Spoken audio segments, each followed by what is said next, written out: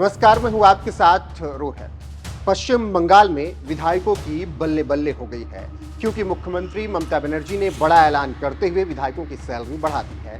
40,000 रुपए प्रति माह विधायकों की सैलरी बढ़ाई गई है। साथ ही ममता बनर्जी ने यह भी बताया है कि उन्होंने अपनी कोई भी सैलरी नहीं बढ़ाई है क्योंकि लंबे वक्त से वो कोई भी वेतन नहीं ले रही हैं। लेकिन अब इस पर विवाद खड़ा हो गया है और केंद्रीय मंत्री स्मृति ईरानी ने ममता बनर्जी को जमकर लताड़ लगाई है। जी हां, केंद्रीय मंत्री स्मृति ईरानी ने कहा है कि चाय बागानों के श्रमिकों का पैसा नहीं दिया जा रहा है, ना ही उनके पीएफ का पैसा ममता सरकार दे रही है और अपने विधायकों की सैलरी वो लगातार बढ़ा रही है, जो कि बेहद दुर्भाग्यपूर्ण है। तो इससे आप समझ सकते हैं कि किस तरीके से केंद्रीय मंत्री स्मृति ईरानी को गुस्सा आया है और उन्होंने ममता बनर्जी को खूब खरी खोटी सुनाई है। फिलहाल सुनिए किस तरीके से विधायकों की सैलरी बढ़ाने के बाद विवाद हो रहा है और स्मृति ईरानी ने किस तरीके से ममता बनर्जी को लताड़ लगाई है। कर्मियों के लिए, कर्मयोगियों के लिए जो आंदोलन छेड़ा है, वर्षों से चाय बागान के कर्मयोगियों को तृणमूल की सरकार ने वादे देकर छलने का दुस्साहस किया है। चाहे वो उनकी जो स्किल्ड लेबर है उसकी लागत हो सही, चाहे घर का वादा पूरे करने की बात हो, चाहे जमीन का पट्टा देने की बात हो।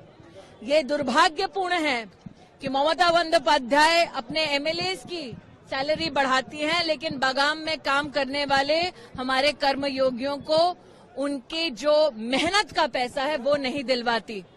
मैं विशेष ये भी कहना चाहूंगी कि पीएफ का पैसा जो कई कर्मचारियों का मैनेजमेंट देता नहीं है, उसके खिलाफ लगभग इलाके में 80 एफआईआर की गई, लेकिन आज तक पीएफ का पैसा गरीब कर्मचारियों तक पहुंचाया नहीं गया। समाज का ऐसा कोई वर्ग नहीं जिसको टीएमसी ने ठगा ना हो। आज चाय बागान के कर्मियों का एकत्रीकरण तृणमूल कांग्रेस को चुनौती है। के लिए, कर्मयोगियों के लिए जो आंदोलन छेड़ा है, वर्षों से चाय बागान के कर्मयोगियों को तृणमूल की सरकार ने वादे देकर छलने का दुस्साहस किया है। चाहे वो उनकी जो स्किल्ड लेबर है उसकी लागत हो सही, चाहे घर का वादा पूरे करने की बात हो, चाहे जमीन का पट्टा देने की बात हो। ये दुर्भाग्यपूर्ण है कि ममता बंदोपाध्याय अपने एमएलएस की सैलरी बढ़ाती हैं, लेकिन बागान में काम करने वाले हमारे कर्मयोगियों को उनकी जो मेहनत का पैसा है वो नहीं दिलवाती।